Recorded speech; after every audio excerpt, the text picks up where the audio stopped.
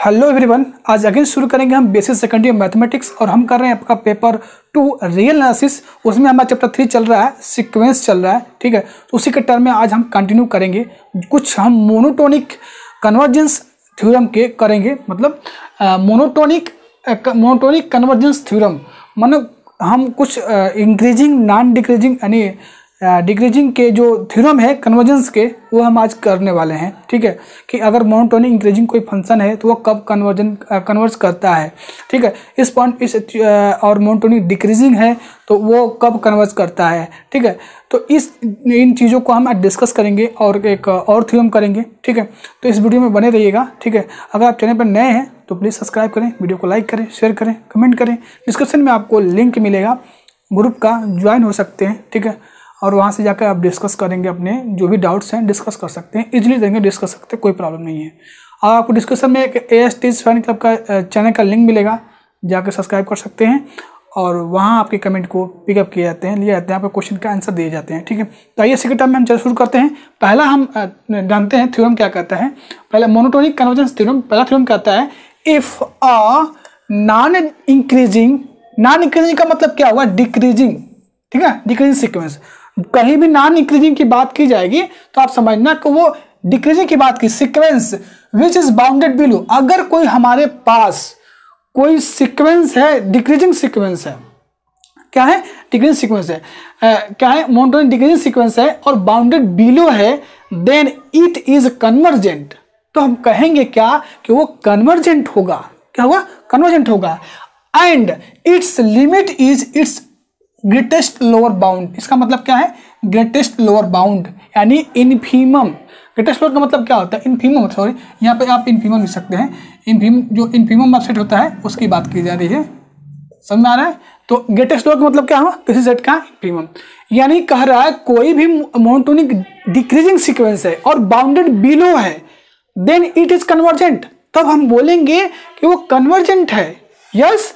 और उसकी जो लिमिट होगी वो ग्रेटेस्ट लोअर बाउंड होगी, क्या होगी, ग्रेटेस्ट लोअर बाउंड होगी। जिससे आपको मैं यहाँ पर एग्जांपल लिख के बताता हूँ।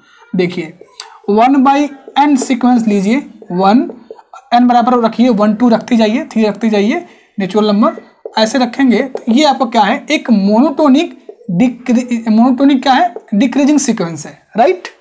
अब इसका जो लोअर और अपर बाउंड क्या होता है, इसका इनफीमम क्या होगा, इसका अपर बाउंड क्या होगा, सब आपको पता है। इसका ये बाउंडेड सीक्वेंस है, 1/n क्या होता है, 1 और 0 के बीच में क्या करता है, लाइज करता है। आप ऐसे समझ सकते हैं। इसका लोअर अपर बाउंड क्या है, अपर बाउंड क्या है, 1 है, एंड लोअर बाउंड क्या है, 0 है। तो कहने का मतलब ये हुआ कि जब भी अगर कोई मोनोटोनिक डिक्रीजिंग सीक्वेंस है, बाउंडेड बिलो है कि नहीं है, इसके पास लोअर बाउंड है, यस, लोअर बाउंड है। लोअर बाउंड क्या है, इसका 0 है। तो ये तो पक्का है कि ये कन्वर्जेंट सीक्वेंस है। क्या है, 1/n क्या है, एक कन्वर्जेंट सीक्वेंस है। किसके अकॉर्डिंग, इस थ्योरम के अकॉर्डिंग। अगर कोई मोनोटोनिक डिक्रीजिंग सीक्वेंस है और उसको बाउंडेड बिलो, इसके पास बाउंडेड बिलो है, इसका लोअर बाउंड क्या है, 0 है, इसके पास लोअर बाउंड क्या है, 0 है, तो बाउंडेड बिलो तो है। और ये भी पता चल गया कि ये क्या है, कन्वर्जेंट सीक्वेंस है। हालांकि हम जानते हैं इसके बारे में, लेकिन थ्योरम के अकॉर्डिंग चल रहे हैं। इसकी लिमिट क्या होगी, लिमिट इसकी ग्रेटेस्ट लोअर बाउंड होगी। आपको पता ही है कि इसका ग्रेटेस्ट लोअर बाउंड क्या होता है, 0 होता है। हम बहुत निकाल चुके हैं, पढ़ चुके हैं। यानी इस थ्योरम से डायरेक्ट आप बिना कुछ किए आप ये बोल सकते हैं कि 1/n क्या है, एक मोनोटोनिक डिक्रीजिंग सीक्वेंस है, और क्या है, एंड कन्वर्जेंट है। और उसकी लिमिट मतलब इसका किस पॉइंट पे कन्वर्ज करेगा, ये 0 पे क्या करता है, कन्वर्ज करता है। तो ये थ्योरम का ये ब्यौरा यही है, कहता है कि मोनोटोनिक सीक्वेंस कोई है, बाउंडेड बिलो है, तो उसको हम बोलेंगे ये पक्का है कि कन्वर्जेंट होगा। और कहाँ कन्वर्ज करेगा, ग्रेटेस्ट लोअर बाउंड पे कन्वर्ज करेगा। जैसे एग्जांपल इस थ्योरम देखिए, 1/n में इसका लोअर बाउंड क्या है, 0, यानी इसका बाउंडेड बिलो है ये। तो ये पक्का हो गया ना कि ये मोनोटोनिक डिक्रीजिंग सीक्वेंस है, तो इसका बाउंडेड बिलो है तो कन्वर्जेंट होगा।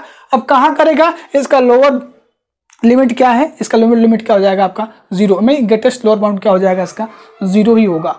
ओके, तो इस तरह से इस थ्योरम का हम करेंगे। चलिए इसको हम पे प्रूव करते हैं, देखते हैं कैसे प्रूव करते हैं। और आपके एग्जामिनेशन में ये पूछा भी गया कई बार, तो आप एक बार मैच कर लेना अपने अनुसार से, ठीक है। तो ये देखते हैं इसको कैसे हम प्रूव करने वाले हैं। तो आइए देखते हैं इस थ्योरम को हम कैसे प्रूव करने वाले हैं कि कोई भी अगर मोनोटोनिक डिक्रीजिंग सीक्वेंस है और बाउंडेड बिलो है तो पक्का है कि कन्वर्जेंट होगा, मतलब कन्वर्ज करेगा। और कहाँ कन्वर्ज करेगा? ग्रेटेस्ट लोअर बाउंड पे कन्वर्ज करेगा, यानी जो उसका लोअर बाउंड क्या होगा? लोअर बाउंड, यानी जो उसका इन्फिमम होगा उसी पे क्या करेगा? वो कन्वर्ज करेगा, ठीक है। तो यहाँ से देखेंगे तो हम सबसे पहले क्या करना है, क्या करना पड़ेगा हमें? करना क्या, कोई सीक्वेंस लेते हैं जो बाउंडेड बिलो हो, जिसके पास क्या हो? ग्रेटेस्ट लोअर बाउंड, यानी लोअर बाउंड उसके पास हो, लोअर बाउंड उसके पास होगा तब कन्वर्जन दिखाने क्या करेंगे? उसके पास एन के पास लिमिट हो जाए, एल उसके पास क्या हो? लिमिट हो जाए, ठीक है। तो आइए चलते हैं, देखते हैं।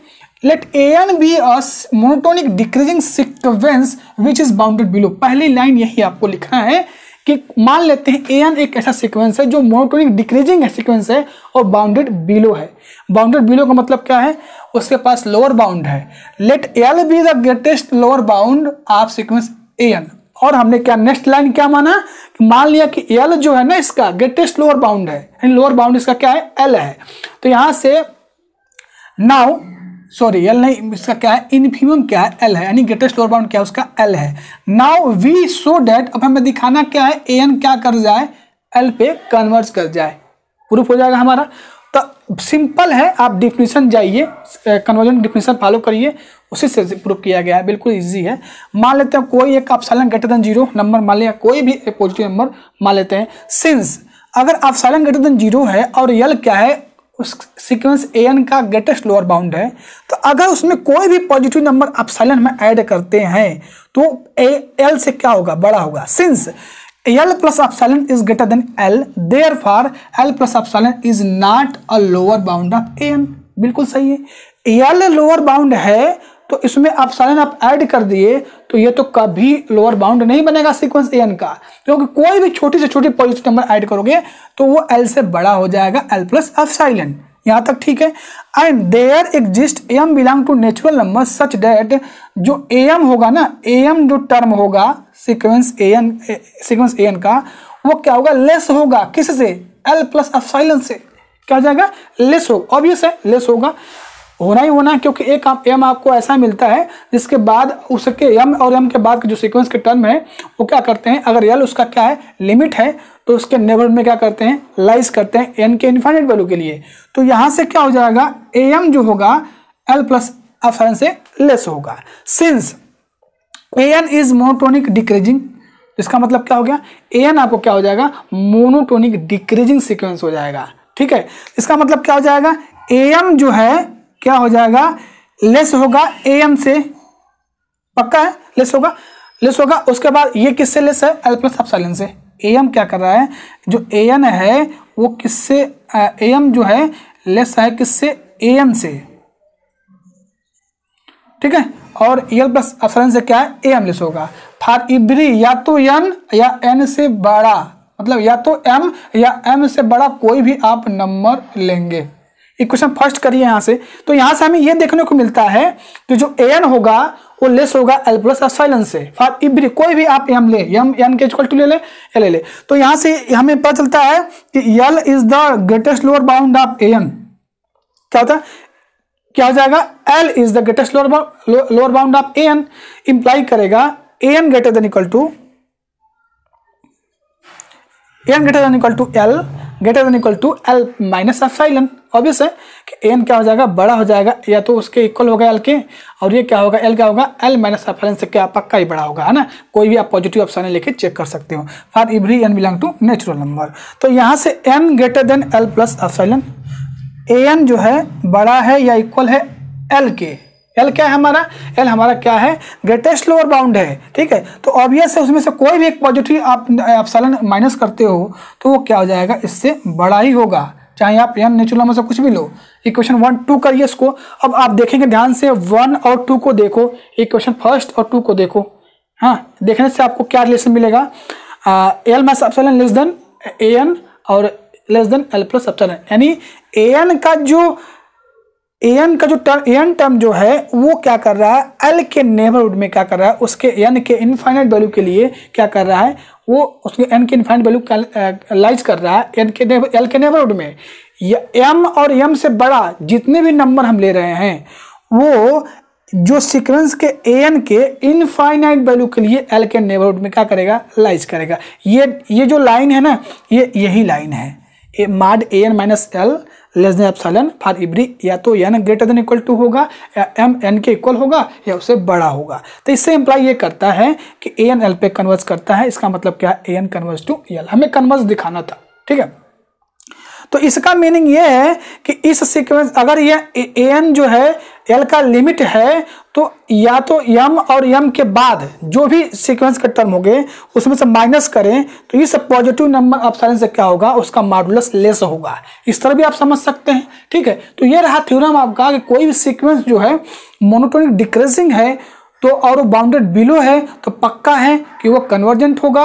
अब कहाँ कन्वर्ज करेगा, उसकी लिमिट ग्रेटेस्ट लोअर बाउंड पे, जो भी ग्रेटेस्ट लोअर बाउंड मिलेगा उसी पे उसकी लिमिट क्या करेगी, कन्वर्ज करेगी, वही उसका लिमिट हो जाएगा, ठीक है। तो इस तरह से थ्योरम था। नेक्स्ट आ रहा है सेम इसी का रिवर्स, यानी यहाँ पर क्या कर देंगे हम, नॉन डिक्रीजिंग, यहाँ पर इंक्रीजिंग करने वाले हैं, ठीक है। तो नेक्स्ट इसका पार्ट हम देखेंगे, इसको आप नोट डाउन कर लीजिएगा, बुक में आपको मिल जाएगा, लेकिन वहाँ पर लैंग्वेज थोड़ा अजीब दिया हुआ है। ये सिंपल लैंग्वेज जो हम पढ़ते चले आ रहे हैं उस लैंग्वेज में लिखा गया है, ठीक है। तो नोट डाउन करिए, नेक्स्ट थ्योरम करते हैं।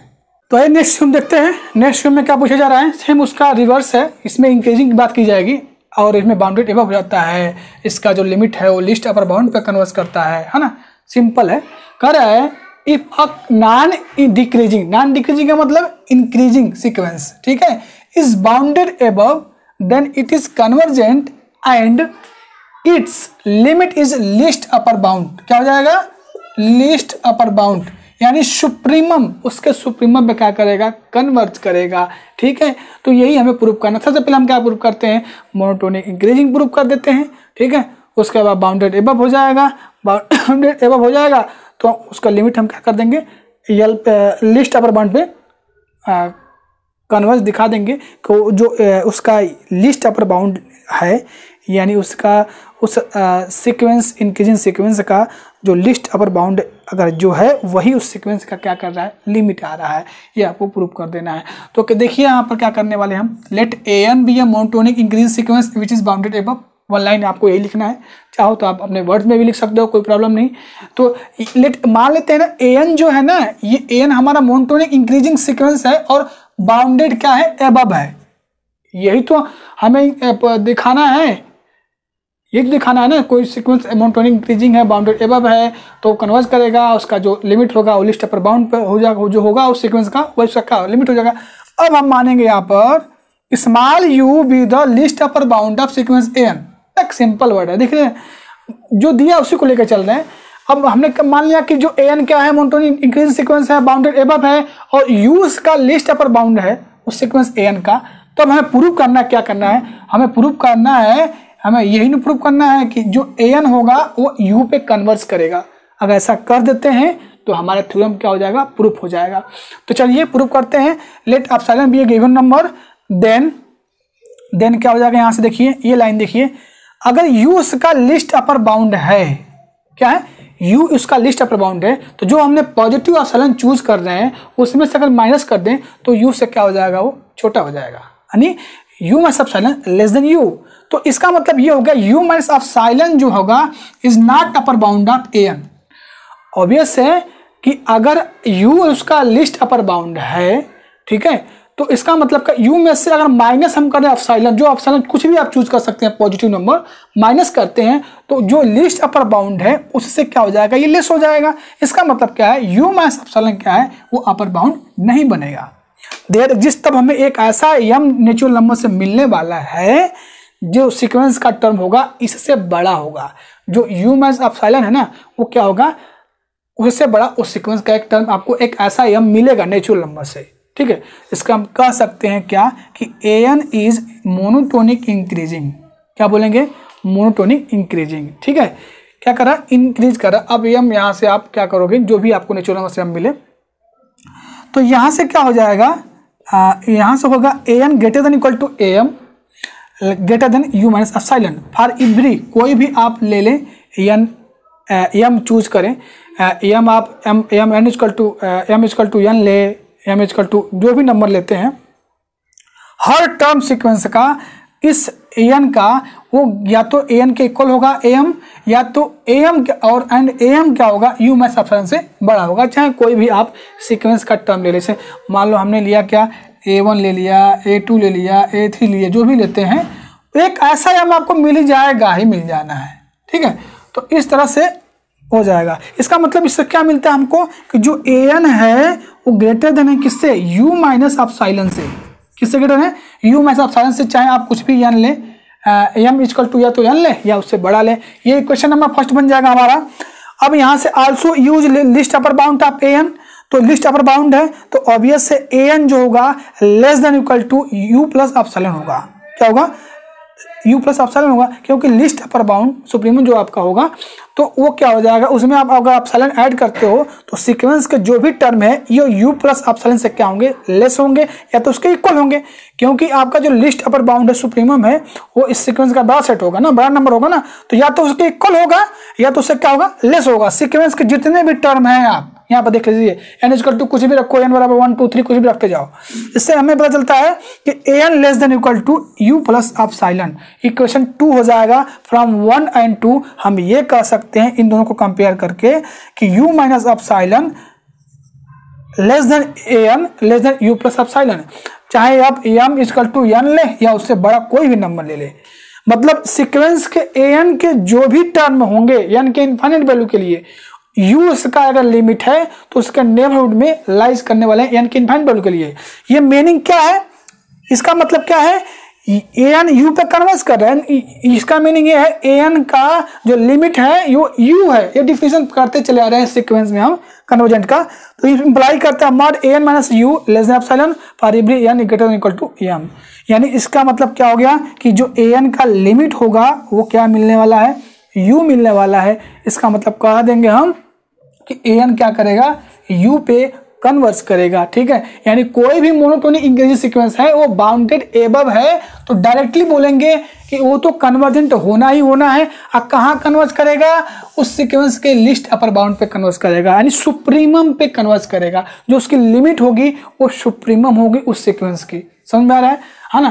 तो मतलब लिस्ट अपर बाउंड मतलब समझ सकते हैं आप, पिछले लेक्चर में पिछले चैप्टर में बताया जा चुका आपको लिस्ट अपर बाउंड होगा। हाँ, जो भी सेट का लिस्ट अपर बाउंड होगा यानी सुप्रीमम होगा वो उसी पे क्या करेगा, वो कन्वर्ज करेगा। अगर वो मोनोटोनिक इंक्रीजिंग है तब, हाँ, और बाउंडेड एबव भी होना चाहिए। हाँ, तो इस तरह से आप इस थ्योरम को कर सकते हैं। तो ये रहा मोनोटोनिक इंक्रीजिंग सीक्वेंस और उसका थ्योरम, ठीक है। चलिए मिलते हैं नेक्स्ट वीडियो में, तब तक थैंक यू, बाय बाय।